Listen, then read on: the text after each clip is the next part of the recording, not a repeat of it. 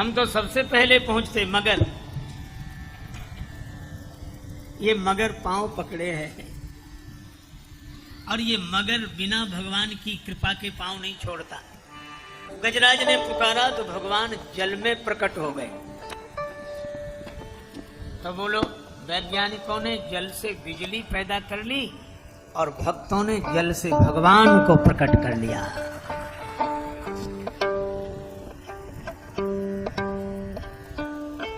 अच्छा, दोनों ही चीजें हैं, शक्ति और शक्तिमान। श्री राममय सब जग जानी, श्री सीता जी भी और श्री राम जी भी सारे जगत में व्याप्त हैं। श्री सीता जी समृद्धि हैं, श्री सीता जी शक्ति हैं। वैज्ञानिक पदार्थ में से शक्ति को उत्पन्न कर लेते हैं, पदार्थ में से शक्ति को उत्पन्न करते हैं, और शक्ति से बनता है साधन, और साधन से मिलता है सुख।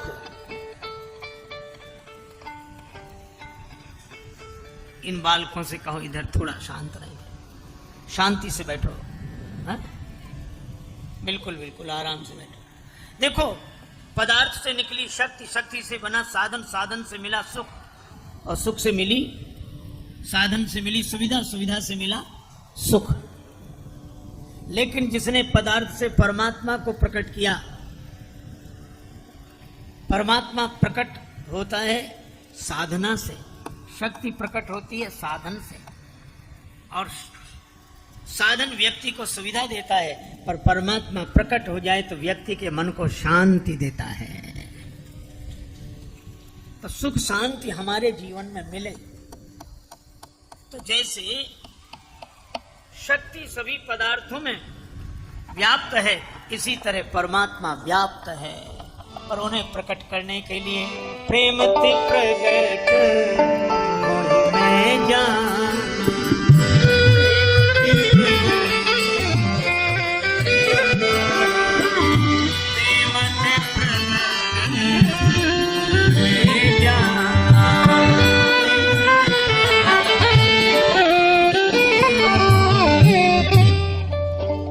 नहीं अंतर में, नहीं बाहर में, नहीं आम में है, नहीं खास में है, न विरक्ति में है, न विलास में है। यदि प्रेम है तो प्रभु पास में है। प्रहलाद जी के पिता हिरण्यकश्यप ने पूछा, भगवान कहाँ है, राम कहाँ? प्रहलाद जी ने उत्तर दिया, सब ठाव है, सब जगह। तो क्या इस पत्थर के खंभे में भी? प्रहलाद जी ने कहा हाँ। और भगवान कहाँ? जहां भक्त की हाँ, भगवान वहां।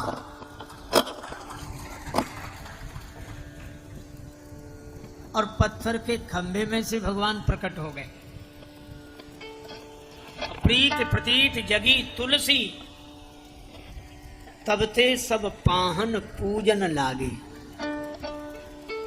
जिस दिन से भगवान पाषाण के खंभे में से प्रकट हुए, उसी दिन से पाषाण प्रतिमाओं के पूजन की पावन परंपरा प्रारंभ हो गई। प्रेम ते प्रकट हो ही मैं जाना। लेकिन कठिनाई यही है, सूर घनेरे फिरे कन मांगत, तय पद सूर सो स्वाद कहाँ है। करताल मंजीर बजावती है, मीरा मतवारी सी याद कहाँ है। सिया राम कथा कितनों ने लिखी, तुलसी सरसी मर्याद कहाँ है। और नरसिंह बसे प्रतिखंबन में, पर काढ़िवे को प्रहलाद कहाँ है। भगवान आज भी पत्थर के खंभों में समाये हुए हैं, पर उनको प्रकट करने के लिए प्रहलाद जी के पावन प्रेम की परम आवश्यकता है। क्योंकि प्रेम ते प्रकट हो ही मैं। देखो, महाराज दशरथ श्री अवध के राजा हैं। तुलसीदास जी महाराज कहते हैं, अवधपुरी रघुकुल मणि,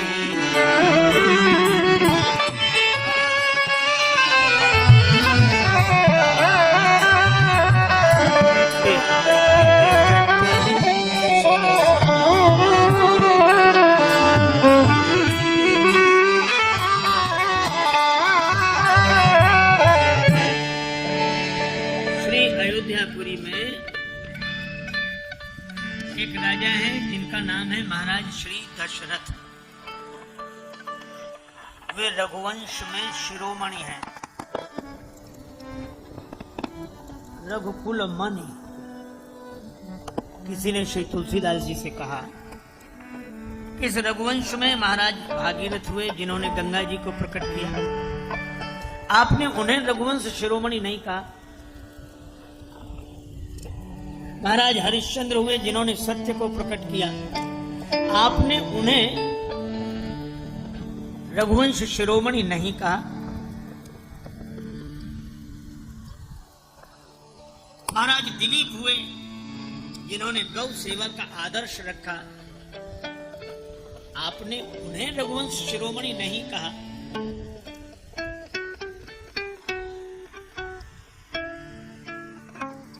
किंतु आप श्री दशरथ जी को रघुवंश शिरोमणि कह रहे हैं।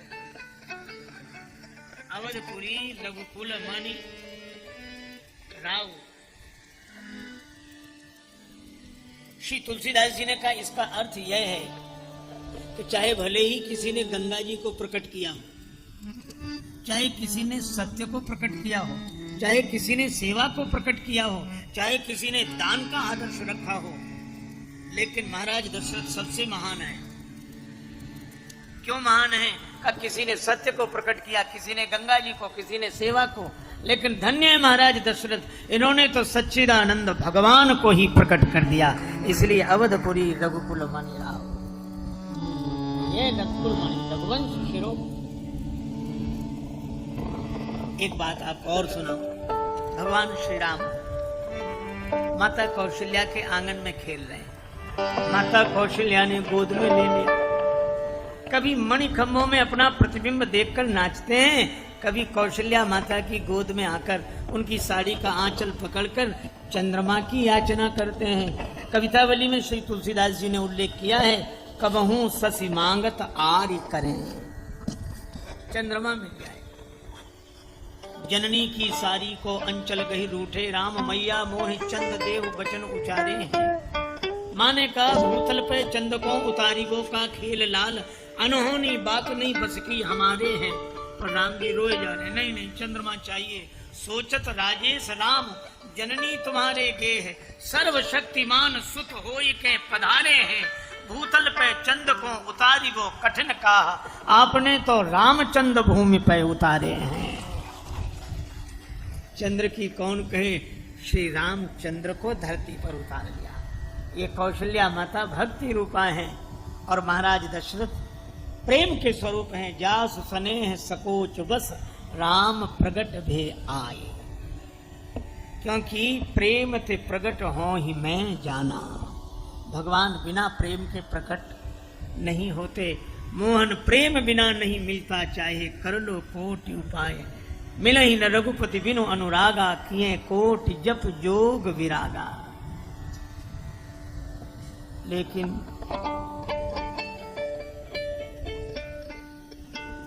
महाराज मनु, माता शत्रुपा, इनके जीवन में कोई कमी नहीं है। कमी है तो कमी की ही कमी है। बहुत बड़े राजा हैं, साम्राज्य की कमी नहीं। उत्तानपाद जैसे पुत्र, प्रियव्रत, ये दो पुत्र हैं महाराज श्री मनु के, श्री उत्तानपाद, श्री प्रियव्रत, और पौत्र के रूप में भक्तराज श्री ध्रुव। बेटी देवहूति, और बेटी देवहूति का संबंध करदम ऋषि जैसे दामाद, और बेटे के रूप में तो भक्तराज ध्रुव प्रकट हुए, पर बेटी के बेटे के रूप में श्री भगवान प्रकट हुए। जठर धरे जय कपिल कृपाला, कपिल भगवान। कोई कमी नहीं लगती। लेकिन महाराज मनु को सब कुछ मिला, पर वैराग्य नहीं। जीवन बीत रहा। एक हमारे परम श्रद्धेय महापुरुष कहा करते थे, योजना तैयारी जाने की हो रही है, योजना रहने की बन रही है, तैयारी जाने की, योजना रहने की। वैराग्य नहीं हो रहा है,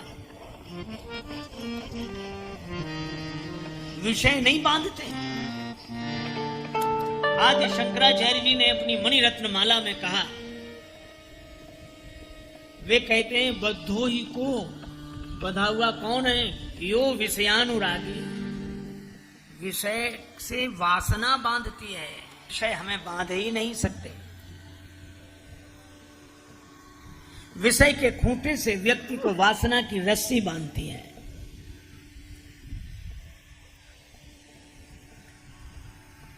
जो जागतिक विषयों से बांध दे उस रस्सी को वासना कहते हैं, और जो जगदीश से बांध दे उस रस्सी को उपासना कहते हैं।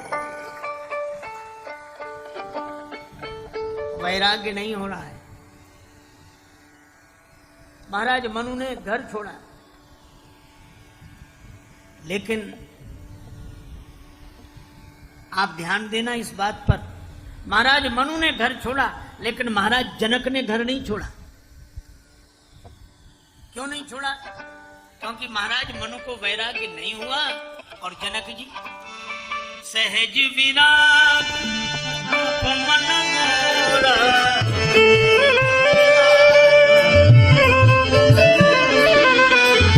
सकित होत चंद्र के मोरा,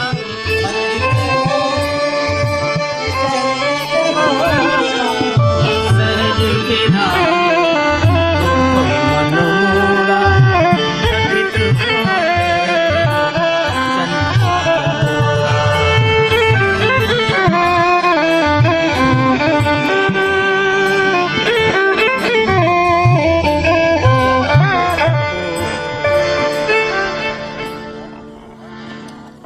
विराग रूप श्री जनक जी के मन में सहज वैराग्य है।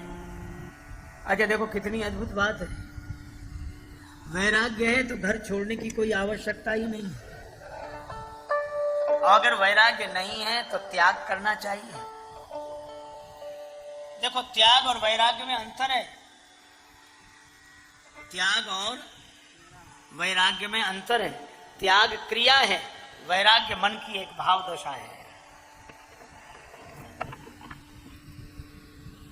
एक उदाहरण से बात स्पष्ट हो जाएगी। एक रेलगाड़ी के फर्स्ट क्लास के डिब्बे में, पुराने जमाने की बात है, कूपा में, फर्स्ट क्लास के कूपे में एक महात्मा बैठे, सामान सब ऊपर वाली सीट पर रखा, प्रसन्न बैठे यात्रा कर रहे थे। अगले स्टेशन पर गाड़ी रुकी, एक सेठ जी आए, उनके पास भी उतना ही सामान, उनका भी उसी कूपे में रिजर्वेशन, सामने वाली बर्थ, उन्होंने भी सब सामान रखा, गाड़ी चल दी।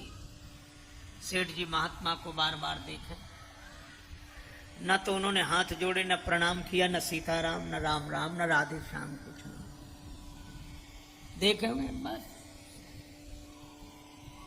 महात्मा बहुत देर तक उनकी शारीरिक भाषा सुनते रहे, देखते रहे।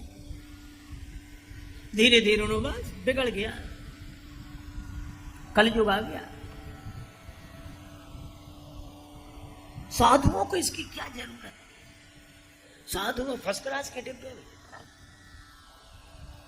इन्हें पहले तो रेल की जरूरत, बैठे तो फर्स्ट क्लास में, और सामान भी ये आपका ही सामान होगा। आत्मा जी बोले हाँ हाँ, इतना सामान, फर्स्ट क्लास का डिब्बा, काहे के साधु? जो उपदेश देना शुरू किया, ये तो हम लोगों की खास आदत है कि उपदेश का मौका हम व्यर्थ नहीं जाने देते, मिल भर जाए। पर महात्मा प्रसन्नता पूर्वक शांत रहकर सुनते रहे। कलयुग आ गया, संत बिगड़ गए, साधु बिगड़ गए। महात्मा जी ने अंत में कहा कि महाराज सेठ जी से कि आज तो आपके उपदेश ने हमारी आंख खोल दी।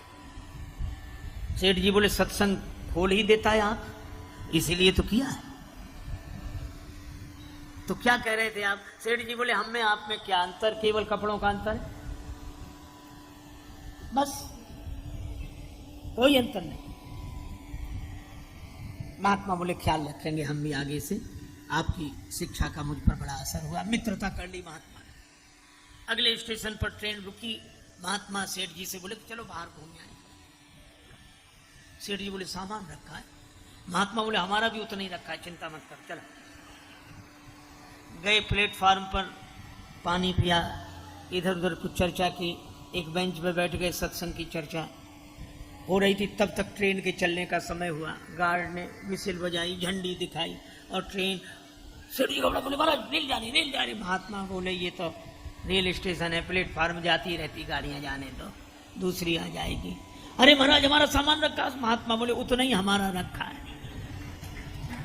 हम में तुम में कोई भेद है नहीं, केवल कपड़े का भेद, कपड़ा हम दे देंगे। कपड़ा हम एक के दो करेंगे, एक तुम पहन लेना, एक हम पहन लेंगे, मस्ती से आराम से सत्संग करो, गाड़ियां तो जाती आती रहती, जाने दो। अब वो कह नहीं महाराज मैं मेरा सामान। महात्मा बोले हमारा भी सामान।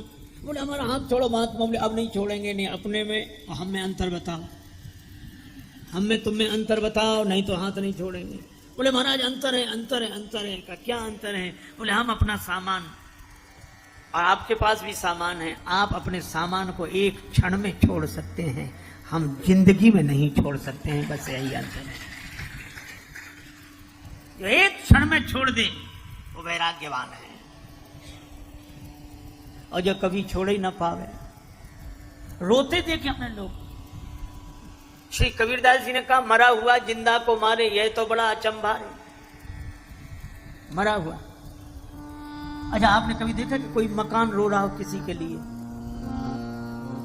मकान नहीं रोता, और मकान के लिए अनेक रोते मिल जाएंगे। मकान नहीं है, मकान नहीं है, मकान किसी के लिए नहीं रोता। मरा हुआ जिंदा को मारे, राग के कारण। अच्छा इसीलिए हम लोग सुनते हैं कि संत शरीर छोड़ देते हैं, पर संत ही हैं जो शरीर छोड़ सकते हैं। हमसे तो छुड़ा लिया जाता है, हम छोड़ नहीं सकते। मौत कान पकड़ के एक तमाचा लगाती कि निकलो बाहर, मौत छुड़ा लेती है, पर संत छोड़ देते हैं, क्योंकि संत जानते हैं कि बर्खास्त होने से इस्तीफा दे देना अच्छा है। मौत कान पकड़ के बर्खास्त करे उसके पहले ही इस्तीफा दे देना अच्छा है, छूटने के पहले छूट जाना। अवसर है अनमोल काम कुछ ऐसा कर जा, पाकर गुरु से ज्ञान यार, मरने से पहले मर जा, अपने घट में बैठ निरंतर नहीं किसी के घर जा, सीता राम नाम सुमिरन कर भव सागर से तर जा। अच्छा भगवान ऐसे ही नहीं भेजते मौत को, पहले नोटिस भेजते हैं। मान लो सफेद बाल हो गए, नोटिस आ गया कि अब जाने के दिन आ रहे हैं, तैयारी करो। पर आदमी बड़ा विचित्र, एक भी नोटिस नहीं मानता। ये भगवान ने बाल सफेद किए, ये कहता कोई बात नहीं हम काले करा लेंगे। इसको देखते ही नहीं सफेद, जब देखो तो काले। भगवान ने आंख में थोड़ी कमजोरी दी, कब दिखना बंद हो रहा है, बुढ़ापा आ रहा है, सावधान। आदमी कहता कोई बात नहीं चश्मा लगवा लेंगे। दांतों में गड़बड़ी हुई, बोले कोई बात नहीं नई बत्ती लगवा लेंगे। कान गड़बड़ हुआ, बोले हम मशीन लगवा लेंगे। जब सारे नोटिस नकार दिए तब भगवान ने मौत भेजी। लेकिन जिन्हें राग नहीं होता वे छोड़े ही बैठे हैं, अलग नहीं है, असंग है। पर महाराज मनु का राग नहीं छूट रहा है, और जब राग नहीं छूटता तो अनुराग कैसे आए? जन्म गयो हरि भगति बिनु, तब महाराज मनु ने त्याग किया। एक बार हम एक डॉक्टर के पास गए, डॉक्टर एलोपैथी विधा के मर्मज्ञ थे। उन्होंने हमें देखा और हमसे कहने लगे आपको डायबिटीज है? हमने कहा बहुत वर्षों से है। तो बोले एक काम करना, आप किसी ताबीज गंडा विभूति आदि के चक्कर में मत पड़ना, ये मिटेगी नहीं। आप तो दवा खाते रहना समय से और परहेज करते रहना, तो कंट्रोल में बनी रहेगी, मिटेगी नहीं। उन्होंने ये बात कही थी डायबिटीज के संदर्भ में। मुझे हर संदर्भ में यही बात ठीक लगी। जैसे डायबिटीज मिटेगी नहीं, दवा खाओ परहेज करो तो कंट्रोल में रहेगी, इसी तरह काम क्रोध लोभ मोह मद मत्सर ये मिटने वाले नहीं हैं, इनको मिटाने वाले मिट गए। आप तो सत्संग की दवाई खाओ, कुसंग का परहेज करो तो कंट्रोल में बने रहेंगे, कंट्रोल में बने रहेंगे। हम बहुत सोचते हैं मिठाई ना खाएं, पर कई बार सोचते हैं आज खा लें कल से बंद कर देंगे, और वो कल कभी आता ही नहीं। तो अगर वैराग्य नहीं हो रहा तो त्याग करो, वहां रहो ही नहीं जहां मिठाई हो। महाराज मनु ने वही किया। तीर्थ में आए संतों के पास, प्रथम भगति संतन कर प्रथम भगति संतन कर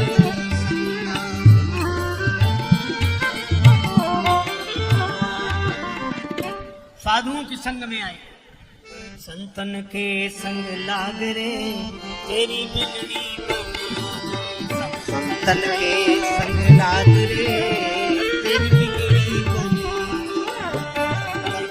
संग लाग रे संतन के संग लाग रे तेरी बिगड़ी बनेगी तेरी किस्मत जगेगी, बिगड़ी बनेगी राम करण अनुराग रे तेरी बिगड़ी राम चरण अनुराग रे संतन के संग रे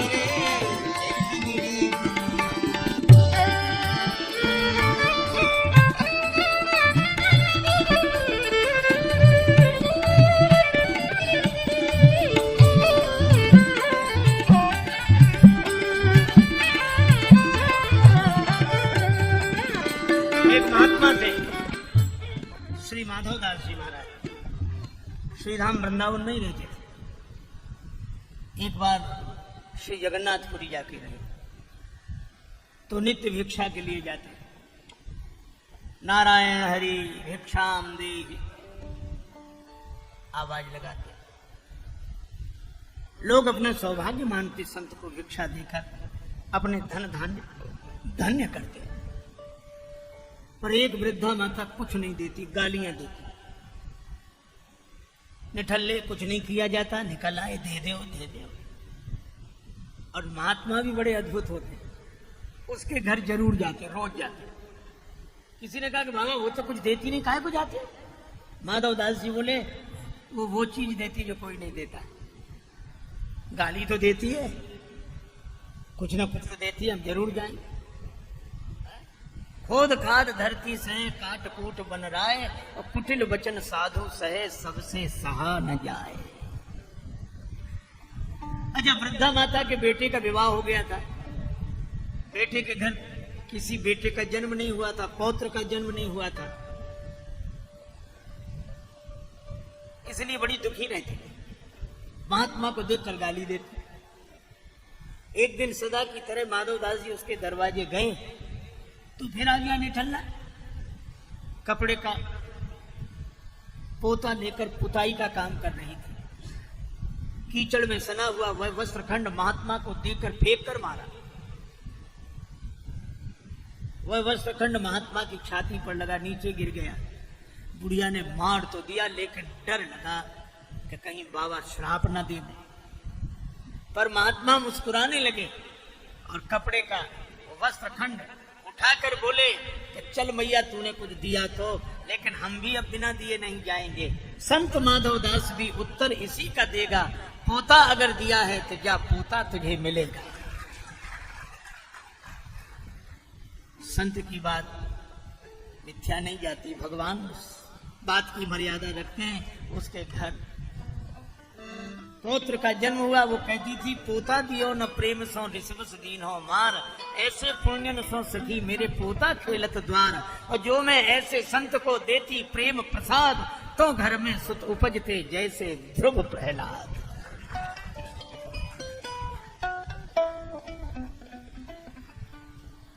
पर माधवदास जी उस मिट्टी के से सने हुए वस्त्र को लेकर आए, जल से धुलाया, उसके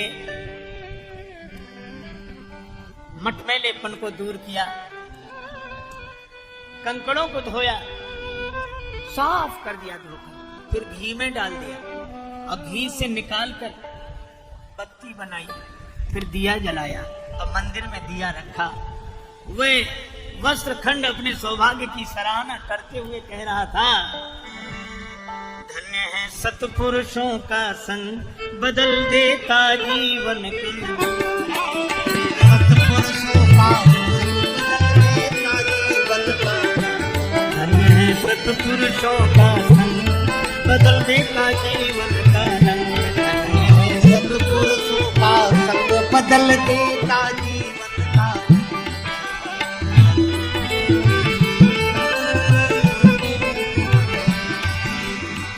पोता में रोता था पड़ा जहां रक्त अरूपी वो, चौके में फेरे फेरा जाता, मरते थे लाखों जीव, आ गया था जीवन से तंग, धन्य सतपुरुषों का संग, आ गया था जीवन से तंग, धन्य है सतपुरुषों का।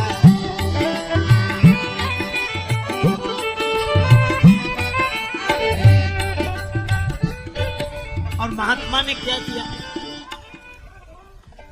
मिट्टी कंकड़ साफ किए, फिर दीना घृत में डाल, इसी तरह हरि मंदिर पहुंचा, देखा ठाकुर द्वार, बन गया पूजा का अर्धंग, धन्य सतपुरुषों।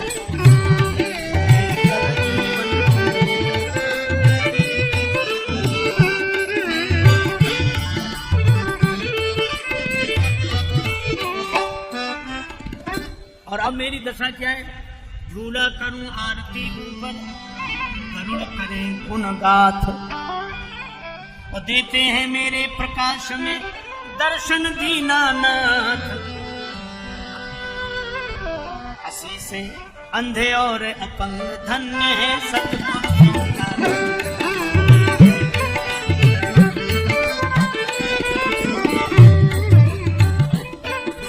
अब मैं आरती के ऊपर झूलता हूं और मेरे प्रकाश में भगवान का दर्शन लोगों को होता है।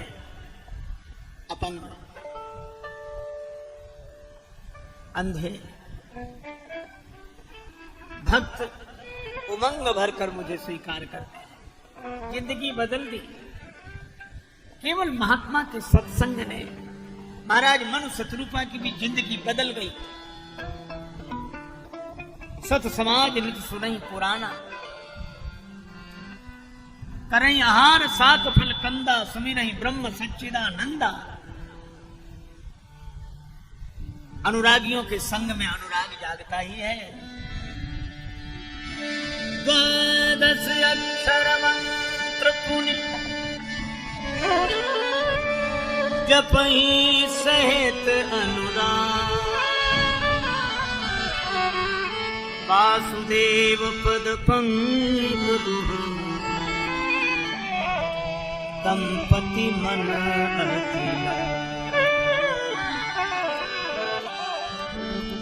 अनुराग उमड़ा और मंत्र गाते हैं ओम नमो भगवते वासुदेव, ओम नमो भगवते वासुदेवाय, ओम नमो भगवते वासुदेवाय, ओम नमो भगवते वासुदेवाय।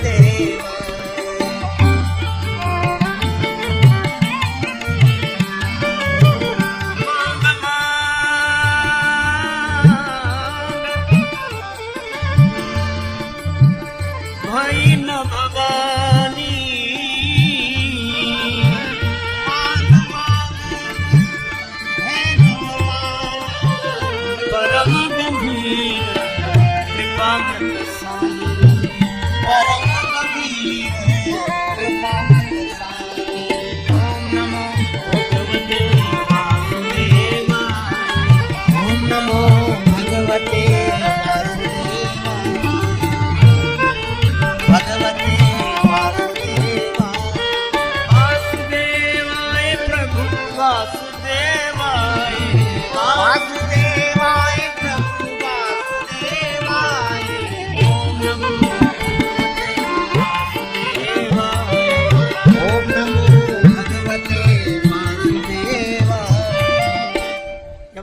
गति हो गई, किसी अन्य का आश्रय नहीं रहा, तो वरदान मांगो, वरदान मांगो। ये आकाशवाणी सुनकर महाराज मन प्रसन्न तो हुए, पर यही कहा कि प्रभु आप तो अंतर्यामी हैं, तो क्या आपने मेरे अंतर की अभिलाषा नहीं जानी? मैं आपका दर्शन करना चाहता हूँ। भगवान ने कहा कि मैं भी दर्शन देना चाहता हूँ, पर मजबूर तो तुमने बना रखा। महाराज मन बोले मैंने कैसे बनाया? बोले तुम ही कहते हो अगुण अखंड अनंत अनादि, हे निर्गुण निराकार मुझे दर्शन दो, अनंत हमें दर्शन दो। तो जो निराकार है वो दर्शन कैसे दे? अनंत है उसका दर्शन कैसे हो? अनादि है उसका दर्शन कैसे हो? वेद जिसके लिए नेति नेति ये वेद निरूपा, पहले का ऐसा है फिर का ऐसा भी नहीं, ऐसा भी न इति, नेति शब्द का न इति, ऐसा नहीं। तभी तो उपनिषद का मंत्र है तदेजति तन्नेजति तद्दूरे तदवंतिके तदंतरस्य सर्वस्य तद सर्वस्यास्य बाह्यता। तद एजति वह चलता है, फिर का तन्नेजति वह नहीं चलता है, अविगति की गति कहत ना आवे। तो ऐसे से दर्शन चाहते हो? श्री महाराज मनु ने कहा तो क्या ये बातें आपके बारे में सही नहीं है? आप ऐसे नहीं हो। भगवान बोले हम वैसे ही तो इसलिए दर्शन नहीं दे पा रहे। अच्छा दर्शन तो नहीं दे पा रहे, पर एक बात बताओ, क्या आपने इतने भक्तों को दर्शन दिया, ये बातें झूठी हैं? तो सही, फिर हमें दर्शन देने में क्या कठिनाई? भगवान ने कहा कि मेरा कोई रूप नहीं है, और रूप भक्त बनाता है, बन में जाता हूं। आपने कोई रूप नहीं बनाया, बताया नहीं। महाराज मन बोले अब बता रहे, जो स्वरूप बस शिव मनुमा,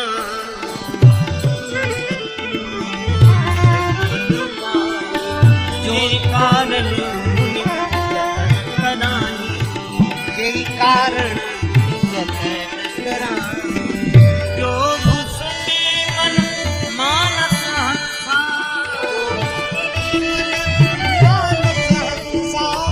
अगम सुगम यही निगम प्रशंसा।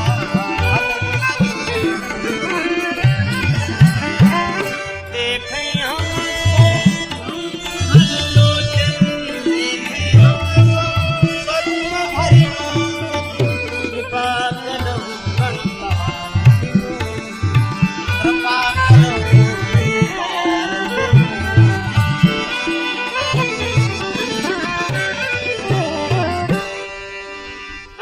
प्रभु कृपा निधाना विश्ववास प्रगटे भगवान। श्री सीताराम जी के रूप में प्रकट हुए।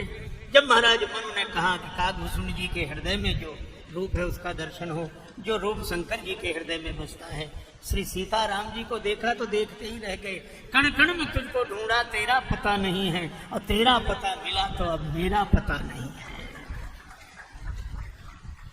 भगवान बोले कुछ मांग लो, अब मांगने वाला ही नहीं बचा, मांगे कौन? सकुच भी आए मांग उनको मोही, संकोच छोड़कर मुझे मांग लो। संकोच छोड़ना क्या इतना आसान है?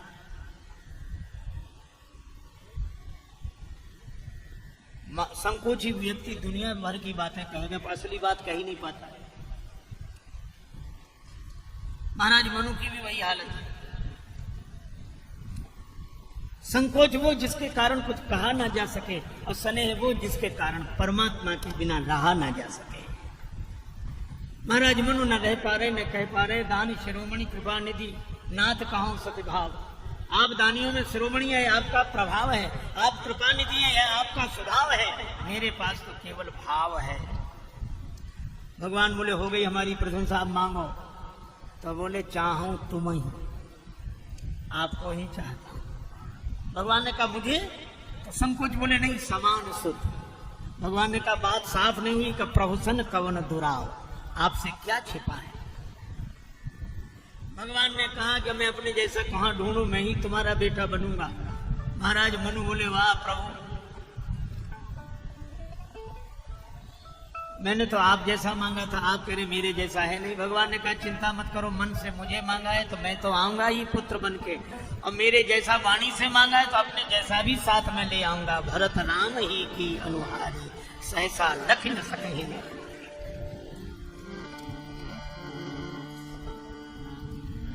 भगवान बोले मनु तुम आए थे तो तुमने दंडवत किया था, मैं बेटा बनूंगा तो 1000 बार मुझे ही दंडवत करना पड़ेगा तुम्हें। प्रभु यह कृपा है। माता शत्रुपा ने भी वरदान मांगा, माता बनने का सौभाग्य मुझको ही मिले, जो सुख गति आपके भक्तों को मिलती है वो मुझे मिले।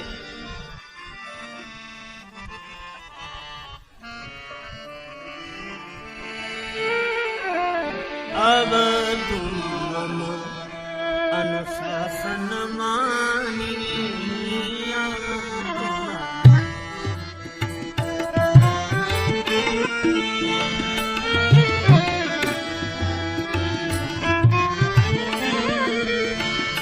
बसाऊं जाई सुरपति राजधानी, बसाऊं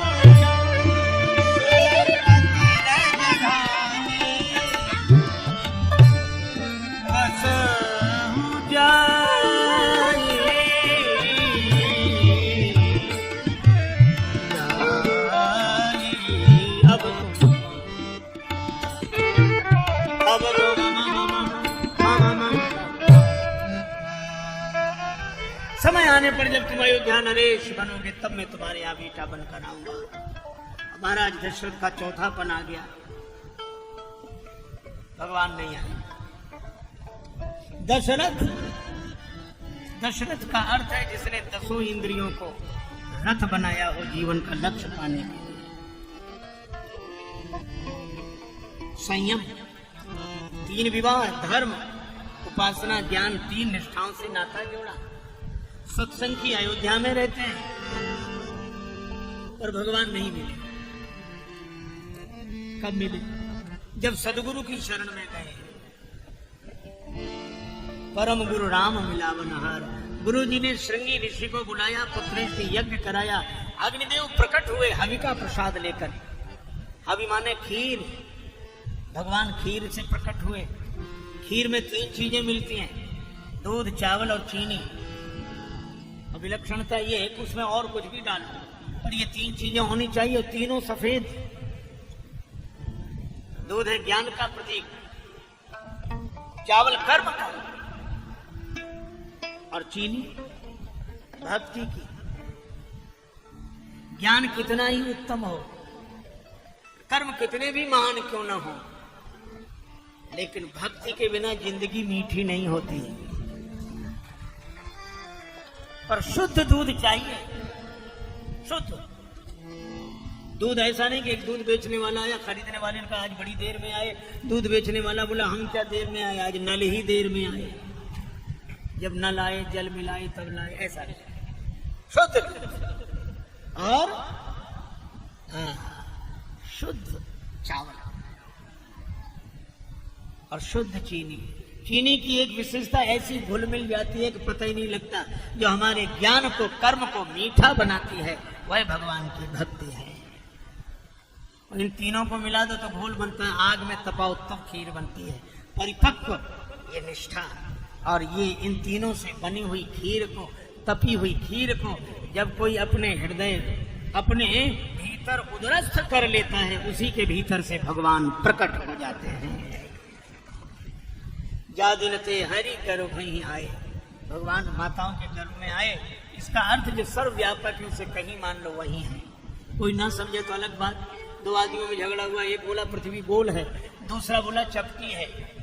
दोनों में विवाद हुआ, तब तक तीसरा आदमी निकला। तो एक ने कहा भैया ये दोनों झगड़ रहे हैं कि पृथ्वी कह रहा पृथ्वी गोल, ये कह रहा पृथ्वी चपटी, तुम बताओ। वो बोला हम यहाँ के रहने वाले नहीं, यहीं वालों से पूछो। मतलब ये वहां से आया जहाँ पृथ्वी नहीं है। अरे भैया भगवान सब जगह है, इसलिए अगर माता के गर्भ में भी हैं तो कोई आपत्ति नहीं। भगवान गर्भस्थ हुए, प्रतीक्षा की गई, अब समय आया। नवमी तिथि मधुमास, नवमी तिथि मधुमास पुनीता, शुक्ल पक्ष अभिजित हरिका, शुक्ल पक्ष अभिजित।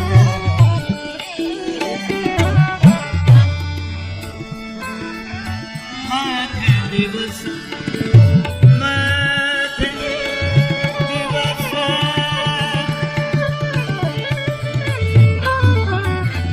मत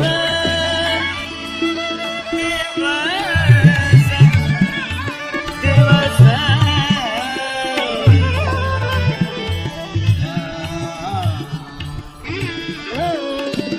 मध्य दिवस यदि शीतल मध्य दिवस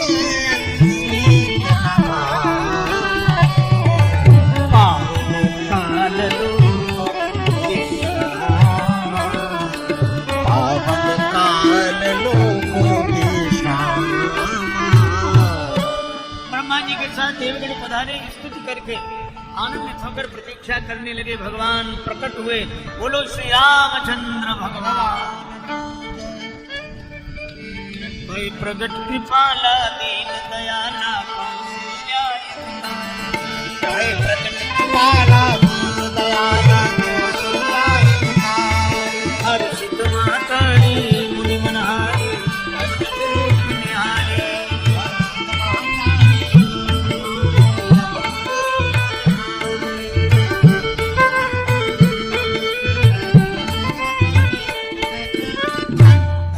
प्रकट हुए छोटे से रूप में नहीं, 12 वर्ष की उम्र में शंख चक्र गदा पद्म लिए भगवान का भुवन विमान सौंदर्य देखकर माता कौशल्या आनंदित हुई।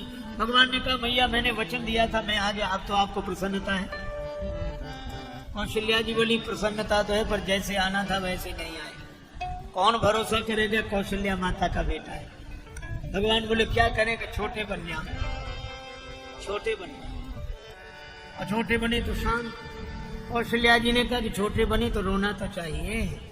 भगवान बोले हम पे कौन सी आपत्ति आई है जो रोवे। कौशल्या जी बोली अपने पर आपत्ति आती है तो सभी रोते, एक आप ही ऐसे हैं कि आपत्ति दूसरों पर आती है और आंसू आपकी आंख में होते हैं। सुनी बचन सुजाना रोदन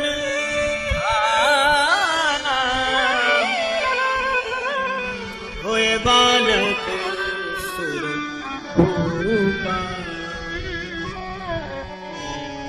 भगवान रोने लगे। सुन शिशुरुदन परम प्रिय बानी संभ्रम चली आई सबरानी। कौशल्या माता ने राम जी को जन्म दिया, कैकेयी माता ने भरत जी को, सुमित्रा अम्मा ने लक्ष्मण शत्रुघ्न जी को जन्म दिया। अयोध्या में आनंद ही आनंद। जन्म का उत्सव है पर वह अजन्मा जन्म लेने वाला कैसे बन गया। व्यापक ब्रह्म निरंजन निर्गुण विगत विनोद सो अज प्रेम भगति बस कौशल्या की गो। हरि व्यापक सर्वत्र समाना हरि व्यापक सर्वत्र समाना प्रेम से प्रकट होई प्रेम से प्रकट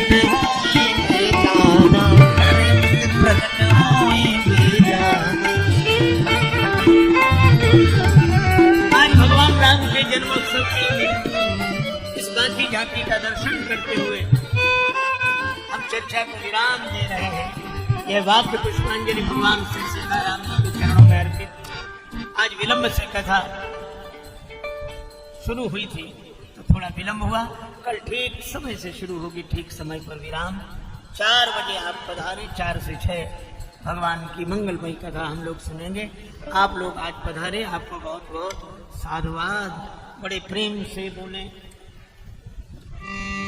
हरे राम राम हरे राम राम राम सीता राम राम राम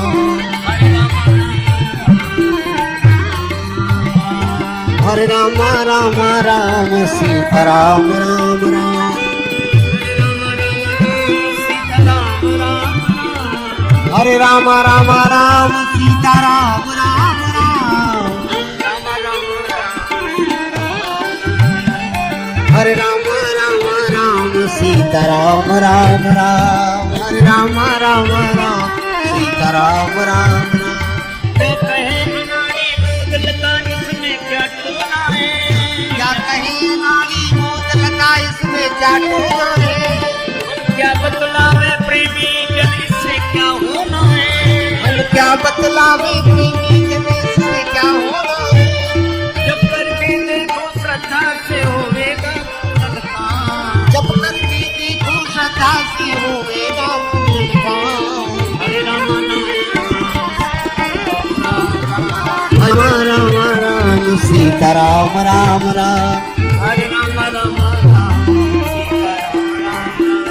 हरे राम राम राम सीताराम राम राम।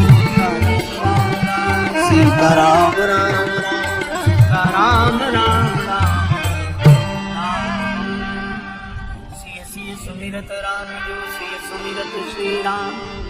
जुगल नाम राजेश जपि भगत लहे विश्राम। श्री सीताराम जी महाराज की जय। श्री हनुमान जी महाराज महाराज की जय।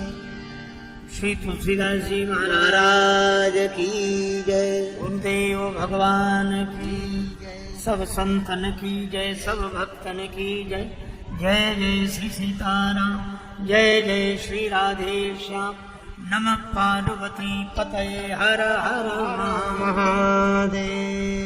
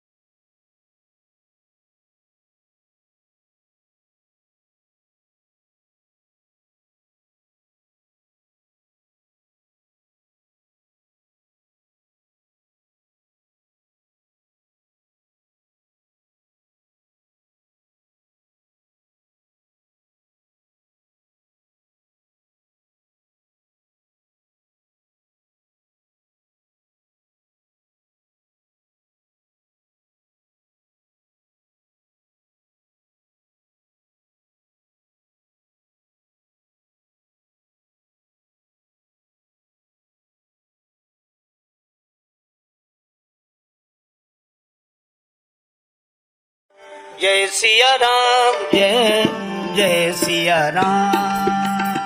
जय सिया राम, जय जय सिया राम। जय सिया राम, जय जय सिया राम। जय सिया राम, जय जय सिया राम। राधे श्याम, जय राधे श्याम। राधे श्याम, जय राधे श्याम। श्री सीताराम कथा रस रसिक श्रद्धालु श्रोता बंधुओं, जय सिया राम, जय जय सिया राम। जय जय सिया राम, जय जय सिया राम। राधे श्याम, जय राधे श्याम। राधे श्याम, जय राधे श्याम। जय सिया राम, जय जय सिया राम। जय सिया राम, जय जय सिया राम। जय सिया राम, जय जय सिया राम। जय सिया राम, जय जय सिया राम। पतित जनों को करो नीता। पतित जनों को करो नीता। हे राम सीता, हे राम सीता। हे राम सीता, हे राम सीता। जय सिया राम, जय जय सिया राम। जय सिया राम, जय जय सिया राम। जय सिया राम, जय जय सिया राम।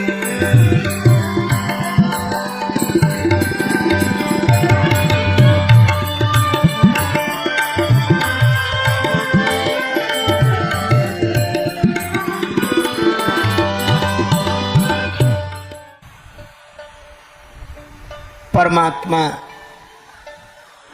सर्वत्र और सब में समान भाव से व्याप्त है, किंतु उसकी प्राप्ति प्रेम से होती है। प्रेम ते प्रगट हो ही मैं जाना।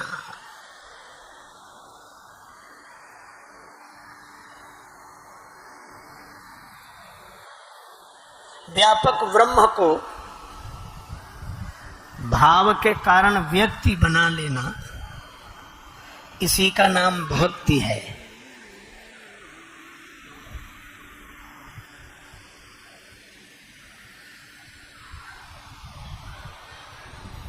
जैसे आप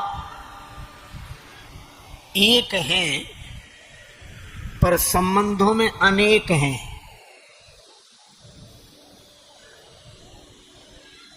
अच्छा विचार करना, आप तो एक ही है, दो तो नहीं है। क्यों भाई, आप एक हैं कि नहीं? यह सत्य है कि आप एक हैं, लेकिन यह भी सत्य है कि आप पिता के आगे पुत्र हैं, पुत्र के आगे पिता हैं, चाचा के आगे भतीजा, भतीजा के आगे चाचा, पत्नी के आगे पति, बहन के आगे भाई। तो अनेक हो गए कि नहीं? अच्छा ये अनेक बनने के बाद भी आप जो एक हो वह बने रहते हो कि नहीं है? तो जैसे अनेक होने पर भी आपका एक होना बना रहता है, जैसे आप चाचा मामा ताऊ पिता पुत्र भाई पति अनेक बनने पर भी एक बने रहते हो, इसी तरह परमात्मा एक होकर भक्ति के कारण अनेक रूपों में प्रकट हो जाता है। पर अनेक होकर भी उसका एक होना बिगड़ता नहीं है। अच्छा मिट्टी एक है, घड़ा सकोरा अनेक घड़े हैं, घड़े अनेक हो सकते हैं पर मिट्टी एक है। आभूषण अनेक हो सकते हैं पर सोना एक है। इसी तरह परमात्मा एक है पर भाव के कारण उसके रूप अनेक हैं। भाव ही सर्वस्व है, भाव ही आधार है, और भाव से भजले इन्हें तो भव से बेड़ा पार है।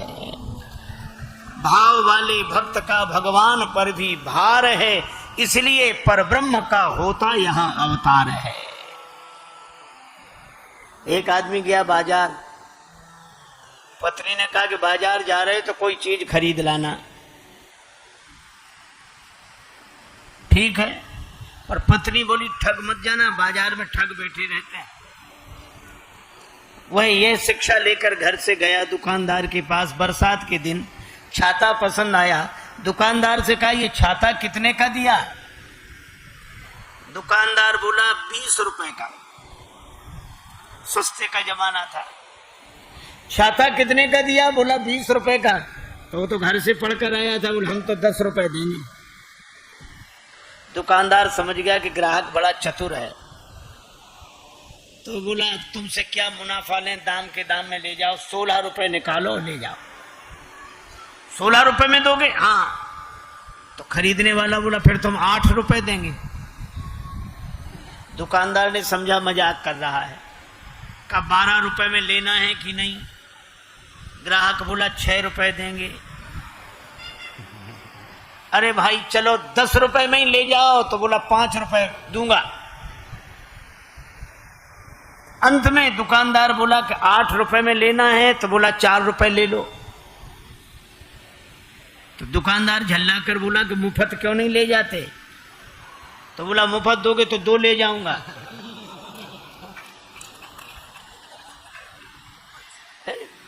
अब बोलो छाते जैसी चीज उसे मिली नहीं। क्यों नहीं मिली? क्योंकि वो किसी एक भाव में टिकता ही नहीं था। तो जब भाव में टिके बिना उसे छाता नहीं मिला, तो भाव में टिके बिना परमात्मा की छत्र छाया कैसे मिल जाएगी?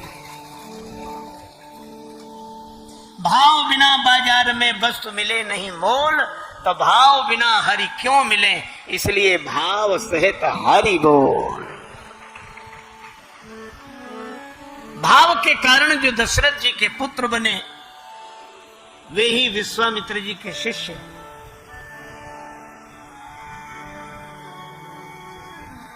भगवान श्री राम ने विश्वामित्र जी के यज्ञ की रक्षा की। अब राम जी बोले, गुरुदेव आपका यज्ञ पूरा हो गया, अब हमें अयोध्या वापस भेज दीजिए।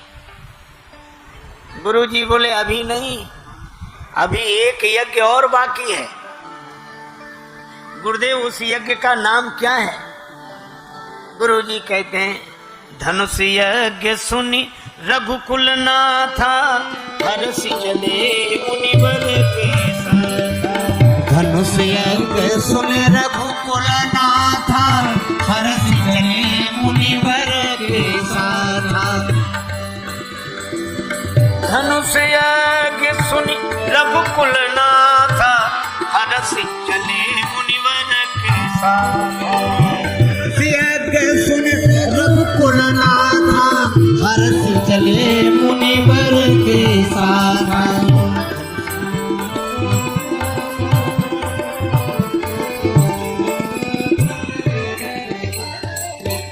विश्वामित्र जी ने कहा, अभी धनुष यज्ञ बाकी है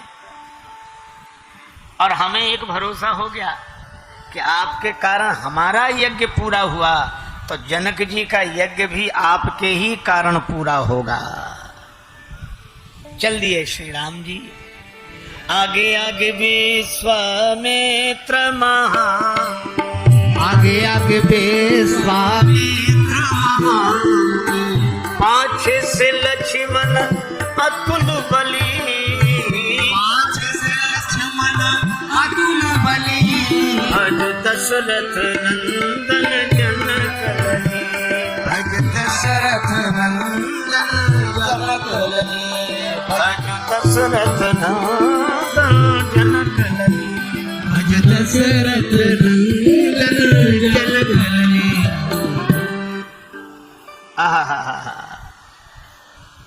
आगे गुरुदेव, उनके पीछे श्री राम जी, उनके पीछे श्री लक्ष्मण जी, ये यात्रा कर रहे हैं विदेह नगर की। और कितना सार्थक संकेत है कि विदेह नगर की यात्रा तभी सफल होती है जब हम गुरुदेव के पीछे पीछे चलें। आ गए शौक के आखिरी मोड़ पर, आ गए शौक के आखिरी मोड़ पर, राह के पेचोखम देखते देखते अब तो मंजिल पर एक दिन पहुंच जाएंगे, इनके नक्शे कदम देखते देखते। गुरुदेव के पीछे पीछे चले। महाजनो येन गतः सपंथः, महापुरुष जिस रास्ते से जाएं उसी रास्ते पर चलना चाहिए। लेकिन गुरुदेव के पीछे कौन चलता है? श्री राघवेंद्र के पीछे श्री लक्ष्मण है, और लक्ष्मण जी वैराग्य हैं, राम जी भगवान हैं। और कितना बढ़िया संकेत है, तो वैराग्य जिसके पीछे पड़ा होता है वे ही गुरुदेव के पीछे पीछे चलते हैं। अच्छा, वैराग्य पीछे नहीं लौटने देता, वैराग्य पीछे नहीं लौटने देता, गुरुदेव आगे बढ़ाते हैं। तो जो वैराग्य के साथ गुरुदेव के पद चिन्हों का अनुकरण करेगा वो निश्चित रूप से विदेह नगर पहुंच जाएगा, इसमें कोई संदेह नहीं। लेकिन रास्ते में एक घटना घटी। आश्रम एक दीक मग माही, आश्रम एक दीक मग माही, आश्रम एक देख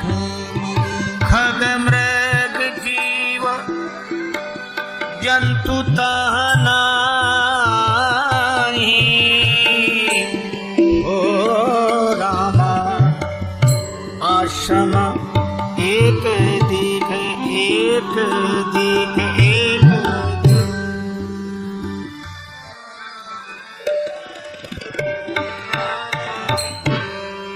एक आश्रम दिखाई दिया, लेकिन यह आश्रम बड़ा अद्भुत है। इस आश्रम में ऋषि मुनि संत साधकों की कौन कहे। खग मृग जीव जंतु तह नाही, पक्षी नहीं है, पशु नहीं है, कोई जीव जंतु नहीं है, सब स्थान छोड़कर चले गए। और मानो संकेत यह है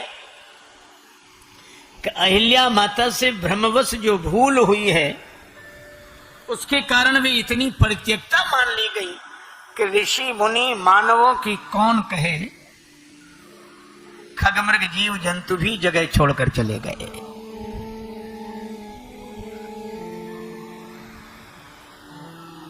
लेकिन अहिल्या जी वहीं पड़ी हैं, पत्थर की शिला बनी पड़ी है।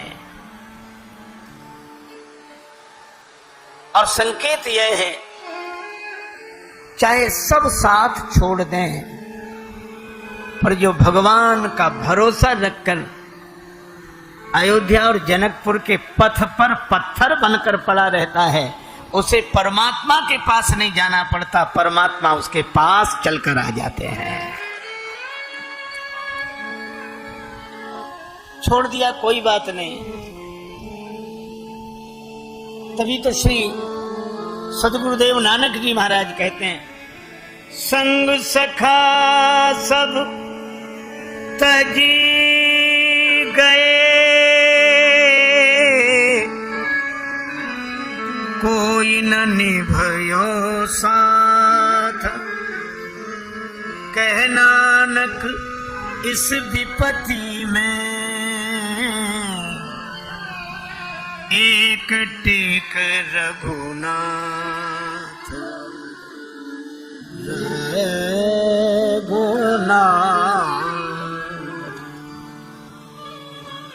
कह नानक इस विपत्ति में एक टेक रघुनाथ। जाऊं कहाँ तेरे चरण तुम्हारे, जाऊं कहाँ तेरे जाऊं कहाँ तेरे चरण तुम्हारे, जाऊं कहाँ तेरे काको नाम पतित पावन जग, कही अति दीन प्यारे, जाऊं कहाँ तेरे जाऊं कहाँ तेरे चरण तुम्हारे, जाऊं कहाँ तेरे चरण, जाऊं कहाँ तेरे। अहिल्या माता कहती हैं कि मेरे तो चरण नहीं है जो कहीं चलकर जाऊं, मैं तो पत्थर की शिला बन गई। लेकिन भगवान आपके चरणों की प्रतीक्षा है। साधक का चरण आचरण है, आचरण के बल पर ही तो वह चलता है। पर अहिल्या माता कहती हैं कि ऐसी जड़ता आ गई है कि कोई चेतना रही ही नहीं। और जब अपने में चलने की चेतना न रही हो, जब अपने में आचरण का बल न रहा हो, तो भगवान के चरणों का आश्रय लेना चाहिए। भगवान के प्रति जब कोई आश्रित हो जाता है तो भगवान आते हैं। इसलिए भक्त क्या कहते हैं, किस लिए आस छोड़े कभी ना कभी, किस लिए आस छोड़े कभी ना कभी, किस लिए आस छोड़े कभी ना कभी,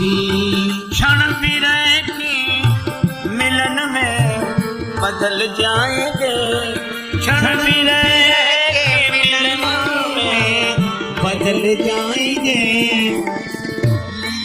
आस छोड़े कभी ना कभी।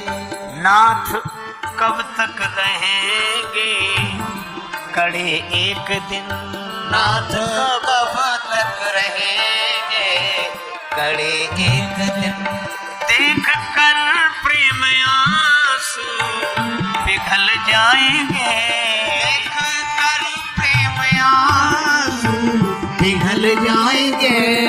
इसलिए आस छोड़े कभी ना कभी इसलिए आस छोड़े कभी ना कभी। भगवान आए किन किन के लिए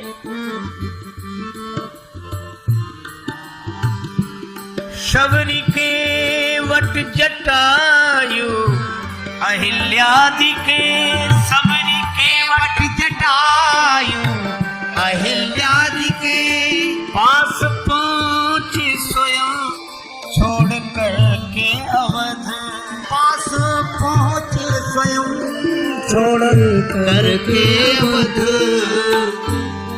ये है घटनाएं सच तो भरोसा हमें ये घटनाएं सच तो भरोसा हमें खुद व खुद आप करके मिल जाएंगे खुद बा खुद आप करके मिल जाएंगे। इसलिए आस छोड़े कभी ना कभी आस छोड़े कभी ना कभी। गिरिराज जटायु के पंख कट गए। किसी ने जटायु जी से कहा आपके साथ बहुत गलत हुआ, अब पंख ही कट गए और जब पंख ही नहीं रहेंगी तो भगवान के पास पहुंचोगी कैसे? गति का साधन नहीं रहा। श्री जटायु जी कहते हैं कि पंख कट गए अच्छा रहा। क्यों? का पंख होते तो जिम्मेवारी मेरी थी कि मैं उड़कर भगवान के पास जाऊं, और पंख नहीं रहे तो अब जिम्मेवारी भगवान की है कि वो चलकर मेरे पास आए। साधनहीन को भगवान जल्दी मिलते हैं।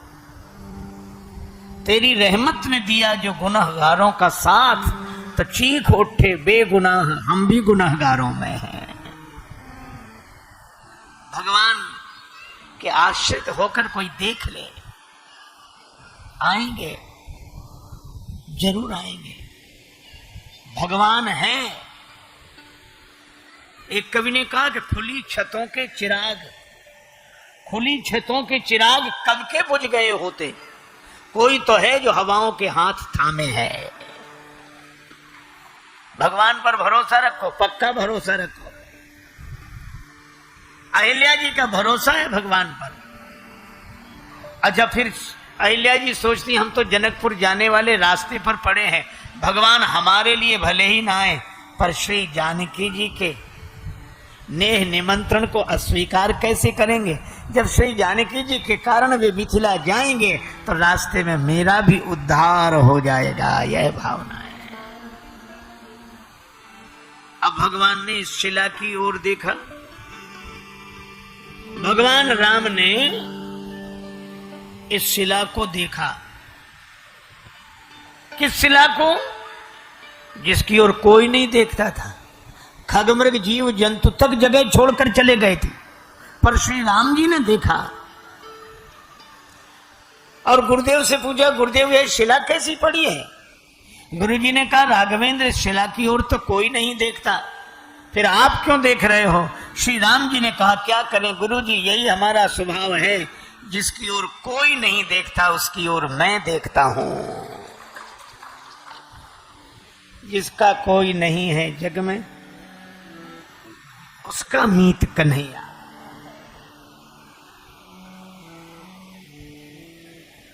अच्छा राम जी, आप देख रहे हैं शिला की ओर? हाँ। उद्धार करना चाहते हैं? नहीं गुरुदेव, उद्धार नहीं करना चाहते। फिर कर्ज चुकाना चाहता हूं। आप पर भी किसी का कर्ज है? ये कर्ज का मर्ज बहुत बुरा है, बहुत।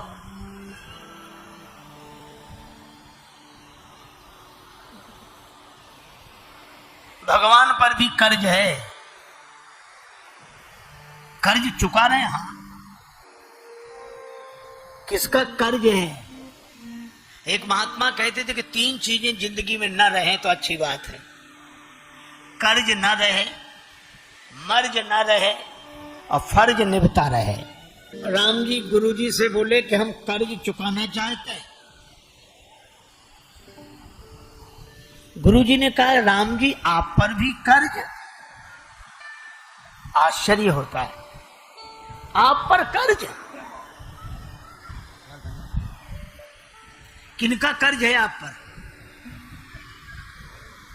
भगवान ने कहा कि जिनसे लेना देना चलता है उन्हीं का कर्ज है। तो क्या ज्ञानियों का कर्ज है? नहीं नहीं, ज्ञानियों का नहीं है। क्यों? उनसे लेना ही देना नहीं है। क्योंकि ज्ञानी संत कबीरदास जी कहते हैं कछु लेना न देना मगन रहना, कछु लेना न देना मगन रहना, कछु लेना न देना मगन रहना, कछु लेना न देना मगन रहना, कछु लेना न देना मगन रहना, कछु लेना न देना।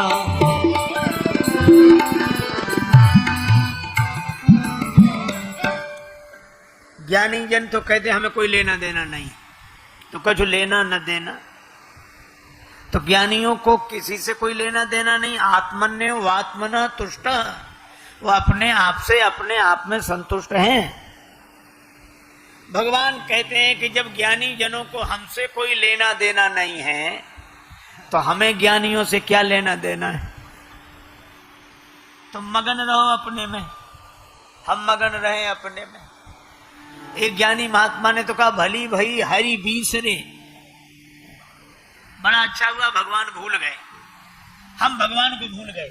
भली भई हरि बीसरे, सिर से गई बलाए और जैसे के तैसे रहे, ना कछु आए न जाए। तो भगवान ने कहा उन्हें हमसे कोई लेना देना नहीं, हमें उनसे कोई लेना देना नहीं।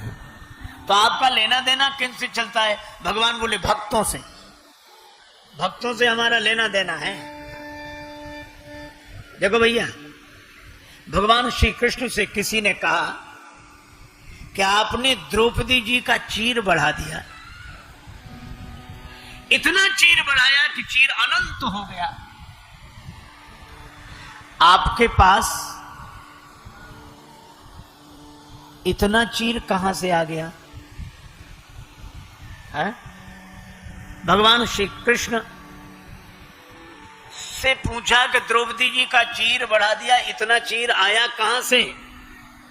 भगवान बोले हम एक भक्त से लेते हैं, दूसरे को दे देते हैं। हमने एक भक्त से लिया, दूसरे को दे दिया। किससे लिया? भगवान श्री कृष्ण बोले हमने गोपियों का चीर चुरा लिया और द्रौपदी जी का चीर बढ़ा दिया। एक से लिया, दूसरे को दे दिया। हमारा यही काम है। अब जिससे लिया दूसरे को दिया तो फिर उसे देना। भगवान बोले ये लेन देन चलता ही रहता है हमारा, और हम ये कर्ज में हैं, कर्ज में। हाँ, भगवान से गुरु जी ने कहा कि आज किसका कर्ज चुका रहे हो जो यहां रुके हो? अच्छा देखो, भक्तों को भी भगवान से ही लेना, भगवान का ही देना। क्यों? एक सज्जन ने विनोद में व्यंग करते हुए कहा कि अयोध्या के लोग ले लेते हैं, दे देते हैं। महाराज दशरथ ने एक दिन पहले राम जी को राज्य दे दिया। राम ही देव काल ही युवराजू, युवराज पद पर बिठाने की बात कर दी एक दिन पहले, और दूसरे दिन कहा कि 14 वर्ष राम वनवासी। एक दिन दे दिया, दूसरे दिन ले लिया। ऐसे ही लेना देना होता है। तो दूसरे महात्मा ने कहा कि नहीं, ये लेना देना नहीं। महाराज मनु से भगवान ने कहा मांगो क्या चाहते हो। तो महाराज मनु ने कहा कि हम आपको ही चाहते हैं। और जब दशरथ जी के रूप में विश्वामित्र जी मांगने आ गए तो मनु ने भगवान से भगवान को लिया और मनु ने विश्वामित्र जी को भगवान को ही सौंप दिया। यहाँ भगवान का ही लेना, भगवान का ही देना। तो भगवान का भक्तों से लेना देना है ना। तो कहा आज भक्त का कर्ज चुका रहे हैं। किस भक्त का? श्री राम जी ने कहा एक भक्त हुए श्री प्रहलाद जी, एक भक्त हुए प्रहलाद जी। उनसे उनके पिता हिरण्यकश्यप ने कहा कि भगवान कहाँ? का सब जगह। इस पत्थर के खंबे में भी? प्रहलाद जी ने कहा हाँ। और भगवान नृसिंह पत्थर में से प्रकट हो गए। भगवान राम कहते हैं कि एक भक्त प्रहलाद ने मुझ भगवान को पत्थर के खंबे में से प्रकट कर दिया, तो मैं कैसा भगवान जो पत्थर की शिला में से एक भक्त भी प्रकट न कर सकूं? कर्ज चुक जाएगा। मैं पत्थर की शिला में से भक्त को प्रकट करूंगा। आहा हा हा। गुरुदेव बोले कर्ज चुकाना है कहां?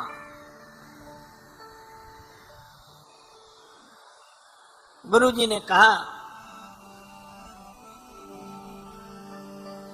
मनते सुचि संयमहीन भई पति त्याग दई पछितावत है। करनी बिगड़ी अब करनी की कछु बिगड़ी करनी को सुधारत है।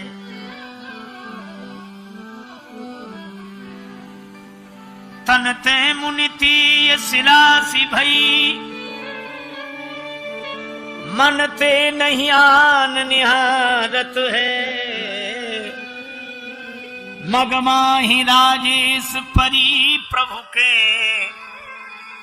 पग नीरज की रज चाहत है। गौतम नारी श्राप बस उपल देह धरि धीर चरण कमल रज चाहती कृपा करहु रघुवीर। पर यहां सारी कृपाएं इकट्ठी हो गई। भगवान की वाणी भी कृपा बरसाती है। बोले बचन भगत भय भंजन, बोले बचन भगत भय भंजन, बोले बचन भगत भय भंजन, बोले बचन भगत भय भंजन, बोले बचन भगत भय भंजन, बोले बचन भगत भय भंजन। भगवान बोल कर भी कृपा प्रकट करते हैं। और अहिल्या माता के प्रसंग में बोले भी हैं, पूछा मुनि। ये वाणी की कृपा, नेत्रों की कृपा, चितय कृपा करी राजीव नैना। और भगवान यहां शिला प्रभु देखी, शिला की ओर देखते हैं। सकल कथा मुनि कही विसेखी। मुनि विश्वामित्र जी ने कथा कही और राम जी ने सुनी। श्री राम जी कथा सुन रहे हैं, ये श्रवणों की कृपा। बचन किरातन के सुनत जिम पितु बालक, बैन पर यहां कथा सुन रहे हैं। और जब विश्वामित्र जी ने पूरी कथा सुनाई, लक्ष्मण जी ने कहा कि ब्रह्मवश हुई भूल के लिए पति ने कुपित होकर शापित करके शिला बना दिया। यह इस बेचारी की व्यथा है कि कथा है? विश्वामित्र जी ने कहा है तो व्यथा, फिर आप इसे कथा क्यों कह रहे हो?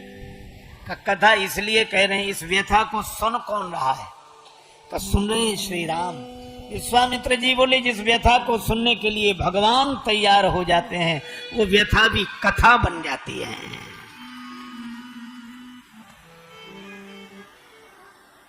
जिन जिन का कष्ट आपने प्रभु दूर कर दिया उन भक्तों ने ही आपको मशहूर कर दिया। जगत से अगर चोट खाई न होती प्रभु याद तेरी भी आई न होती।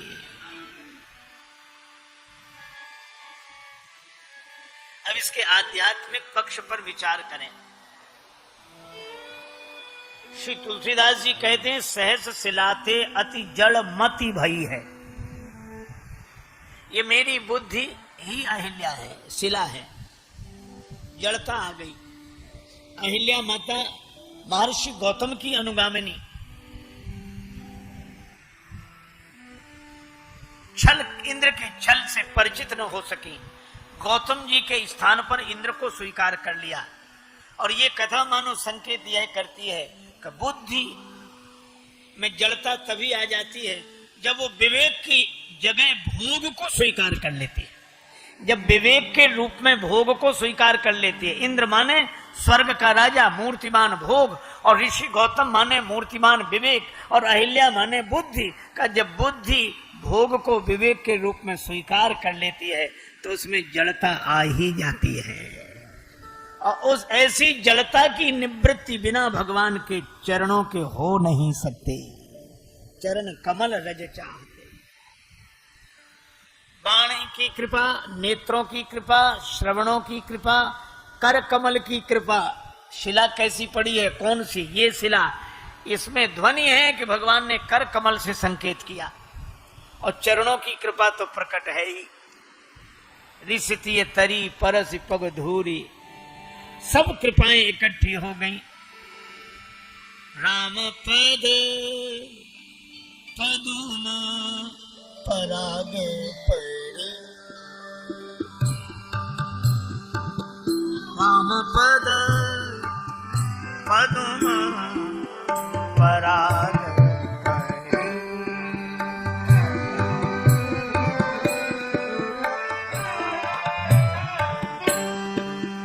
राम पद पदुम पराग पड़ी।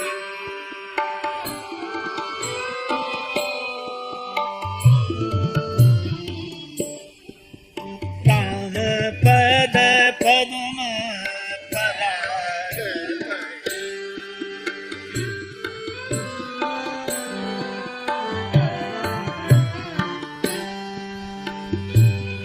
चरणों का आश्रय ले लिया अहिल्या माता ने। अहिल्या जी ने कहा कि प्रभु आप नेत्रों से देखकर भी मेरा कल्याण कर सकते हैं, पर इस तरह मत करिए। जब आपके नेत्र मुझे देखेंगे तो मेरे दोष भी आपको दिखाई देंगे। कर कमल में धनुष्वाण रहता है, तब धनुष्वाण न्याय के लिए तैयार हो जाएगा। आपके चरण अच्छे हैं, इन चरणों में जो आकर गिर जाता है उसके गुण दोष देखे नहीं जाते। औरों का उद्धार आप आंख खोलकर करें, हमारा उद्धार तो आंख मूंद कर ही कर दीजिए।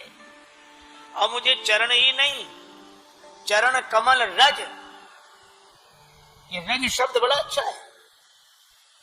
रज धूल को कहते हैं, और ये रज जिसकी आंखों में गिर जाए तो खुली हुई आंख बंद हो जाती है।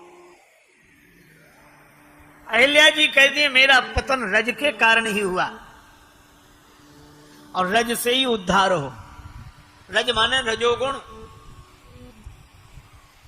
जब रजोगुण जगत से जुड़ता है तो काम बनकर जीवन को नष्ट कर देता है, और जब हमारे मन का रजोगुण राम से जुड़ता है तो प्रेम बनकर हमारा उद्धार कर देता है। तो रज से ही पतन, रज से ही उद्धार। पानी में डूबने वाला पानी का ही सहारा लेता है तब पार हो पाता है। धरती पर गिरने वाला धरती का ही सहारा लेता है तब उठ पाता है। इसी तरह रज के द्वारा जिनका पतन हुआ उसका उद्धार भी रज के द्वारा हो तो दुनिया चमत्कृत हो जाएगी। भगवान की चरण रज का यह प्रभाव। खुली हुई आंख बंद हो जाती है रज से, लेकिन गुरुदेव की चरण रज से। गुरुपद रज मृदु मंजुल अंजन, नयन अमीय द्रगतोष विभंजन। तो राम जी की चरण रज से मेरा उद्धार हो। राम पद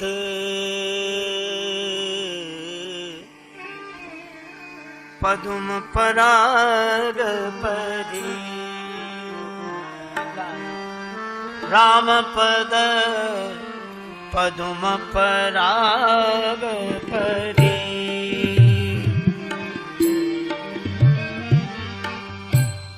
पदुम पराग परी। चरण अहिल्या माता के सिर पर रखा गया। अहिल्या माता पाषाणी से प्रकट हो गई, मूर्ति बनकर प्रकट हो गई और राम जी के आगे हाथ जोड़ लिए। जुगल नयन जलधार बही, पत्थर की शिला पानी बनकर बहने लगी।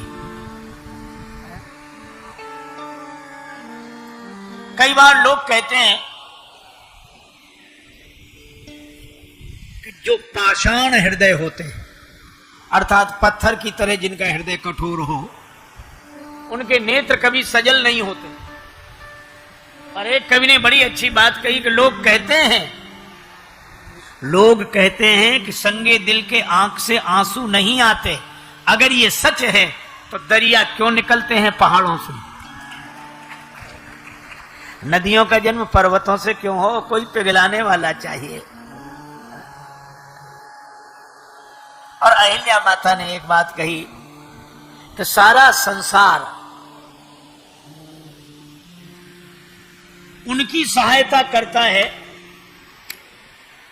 सारा संसार उनकी सहायता करता है जो सक्षम है।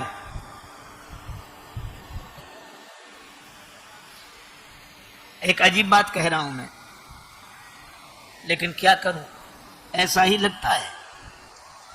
अच्छा, कोई हवा से पूछे कि तुम आग को बढ़ाती हो कि बुझाती हो, तो हवा पूछेगी कि आग कैसी है। अगर आग बढ़ी हुई तो ये हवा उस आग को बुझने नहीं देती और मोमबत्ती को जलने नहीं देती।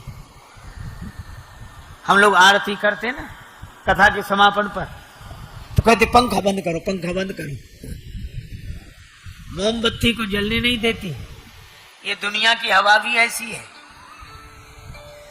बड़ों बड़ों को बढ़ाती है और छोटे मोटे को तो उसकी तरफ देखती ही नहीं। वही काम कोई छोटा, तुम रहना, अरे वाह उनका क्या कहना, वाह। ये हवा दुनिया में आकर वाह हो जाती है। वाह का उल्टा हवा ही है। सबे सहायक सबल के, कोई न निबल सहाय। पवन जरावत आग को दीप ही देत बुझाए। धनी गेह में लक्ष्मी जाती, कभी न जाती निर्धन घर में। और सागर में सरिता मिलती है, कभी न मिलती सूखे सर में। बही कैसे गंगा लहर धीरे धीरे, बही कैसे गंगा लहर धीरे धीरे, बही कैसे गंगा लहर धीरे धीरे, बही कैसे गंगा लहर धीरे धीरे, बही कैसे गंगा लहर बही कैसे गंगा लहर धीरे धीरे। हरिद्वार में कैसी शोभा से माता, हरिद्वार में कैसी शोभा से माता, पहाड़ों से आई उतर धीरे धीरे, पहाड़ों से आई उतर धीरे धीरे। वही कैसे गंगा लहर धीरे धीरे, वही कैसे गंगा लहर धीरे। पहाड़ों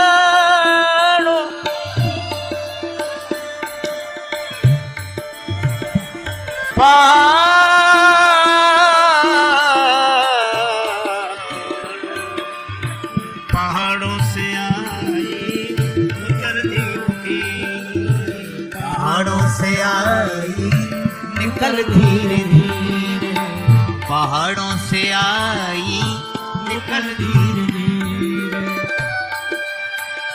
श्री गंगा जी का दर्शन किया, महात्मा सुना, स्नान किया, दान दिया, और जब लगा कि पाप का प्रायश्चित हो गया, तब तुलसीदास जी लिखते हैं, हरसी चले मुनि वृंद सहाया, हरसी चले मुनि वृंद सहाया, बेगी विदेह नगर नियर आया, बेग विदेह नगर नियर आया। देखे अनूप एक अमराई, देखे अनूप एक अमराई, क्या सुपास सब भांति सुहाई, क्या सुपास सब भांति सुहाई।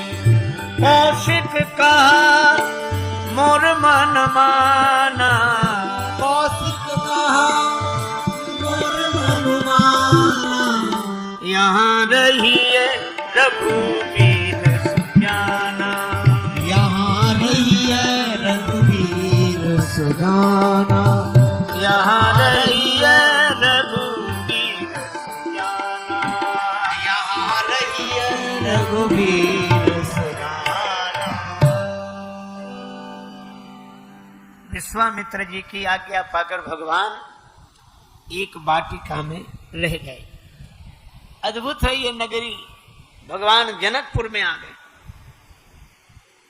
सियाजू की मिथिला नगरिया मनोहर लागे, सियाजू की मिथिला नगरिया मनोहर लागे। जय जय।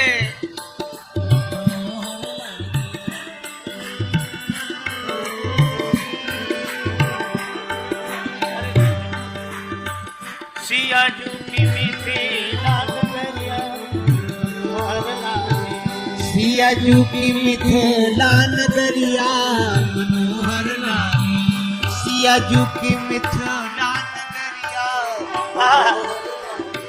कैसी नगरी है ये? नगर निवासिन के नैनन सो छलकत प्रेम गगरिया मनोहर लागे, छलकत प्रेम गगरिया मनोहर लागे, सियाजू की मिथिला नगरिया मनोहर लागे।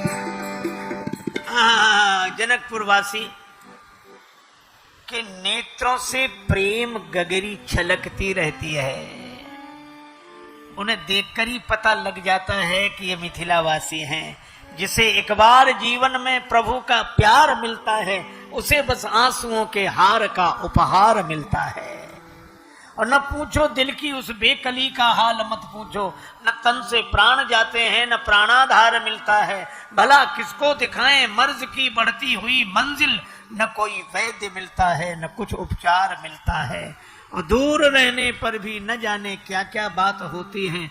हृदय के तार से जब उस हृदय का तार मिलता है और जहां कुछ छल छलाता अश्रु जल दिखलाई देता है, उसी मानस में हमें वह सांवला सरकार मिलता है। आम की डाल पर बैठी हुई कोयल भी कुछ बोलती है। यहाँ बोले मधुर धुन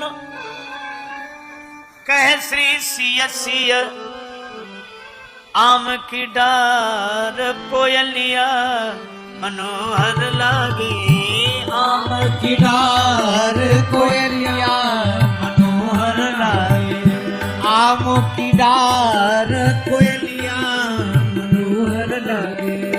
और तो सुनो, विविध वस्तु धरी बैठे बनिक बर,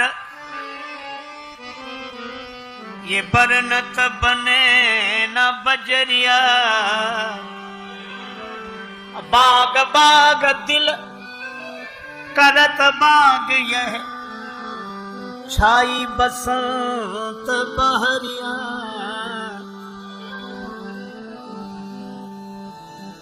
बसंत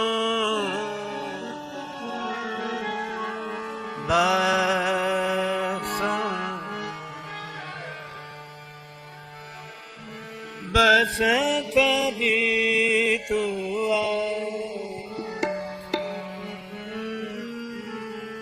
हा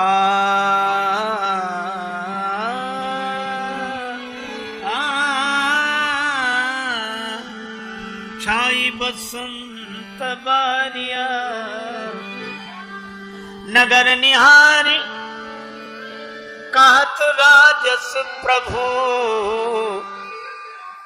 अन भई है निहाल नजरिया मनोहर लागे आनंद ही आनंद आनंद ही आनंद। भगवान मिथिला में आ गए श्री किशोरी जी की जन्मभूमि है और किशोरी जी की तो कृपा ऐसी श्री जानकी जी के कारण राम जी मिथिला में आए। इसी तरह हमारे ब्रज धाम में बरसाने वाले कहते हैं काना बरसाने में आए जइयो बुलाए गई राधा प्यारी। कान्हा बरसाने में आए जइयो बोलाए गई राधा प्यारी। कान्हा बरसाने में आए जइयो बोलाए गई राधा प्यारी।